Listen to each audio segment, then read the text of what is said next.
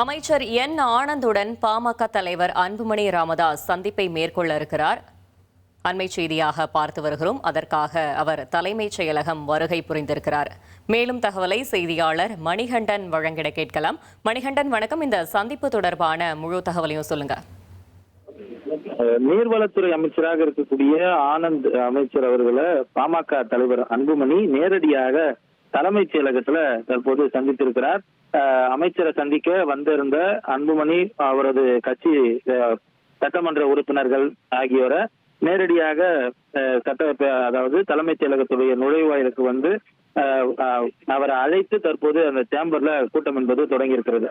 தமிழ்நாட்டில் இருக்கக்கூடிய நீர்வள திட்டங்கள் தொடர்பான சந்திப்பும், அதே போல காவிரி, பாலாறு, வைகை, நொய்யல் உள்ளிட்ட நதிகளை மீட்பது, பராமரிப்பது உள்ளிட்ட நதிகள் இணைப்பு உள்ளிட்டவை குறித்து பாமகவின் ஆலோசனைகள், அதாவது அண்மையில பாட்டாளி மக்கள் கட்சியுடைய தலைவர் அன்புமணி ராமதாஸ் ஒரு நடைப்பயணத்தை மேற்கொண்டிருந்தார். தமிழ்நாடு முழுவதும் நதிகள் இணைப்பு, நதிகள் சீரமைப்பு உள்ளிட்ட விஷயங்கள் குறித்து பல்வேறு ஆய்வுகள் நடத்தும் பயணத்தை மேற்கொண்டிருந்தார். அந்த பயணம் முடிந்திருக்கக்கூடிய இந்த சூழலாக தமிழ்நாட்டில் உள்ள ஏரி, குளங்கள் தூர்வாருவது, நீர் ஆதாரங்களை பெருக்குவது சம்பந்தமான பல்வேறு பரிந்துரைகளையும் வழங்க இருப்பதாக தெரிகிறது. காவிரியின் குறுக்கே மேகதாதுவில் அணை கட்ட துடிக்கும் கர்நாடக அரசுடைய திட்டத்தை முறியடிப்பதற்கு தேவையான ஆலோசனைகளையும் அமைச்சரிடம் பாட்டாளி மக்கள் கட்சி தலைவர் அவர்கள் மேற்கொண்ட இத்தனை தூரத்திற்கான அந்த நடைப்பயணம் குறித்த ஆய்வுகள், ஆலோசனைகளையும், அதே போல பசுமை தாயகம் என்ற அமைப்பின் மூலமாக தொடர்ந்து இந்த ஏரிகளை மீட்பது, ஆறுகளை,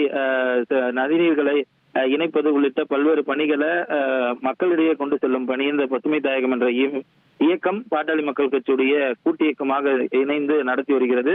அதனுடைய தலைவராக பாட்டாளி மக்கள் கட்சியுடைய சட்டமன்ற உறுப்பினர் சௌமியா அன்புமணி இருந்து வருகிறார்.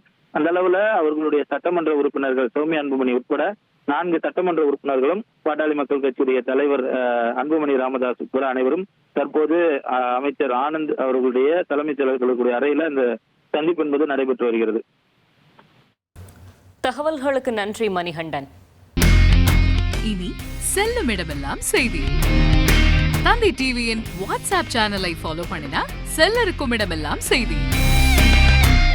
இதோ QR கோட் இப்பவே ஸ்கேன் பண்ணுங்க, ஃபாலோ பண்ணுங்க.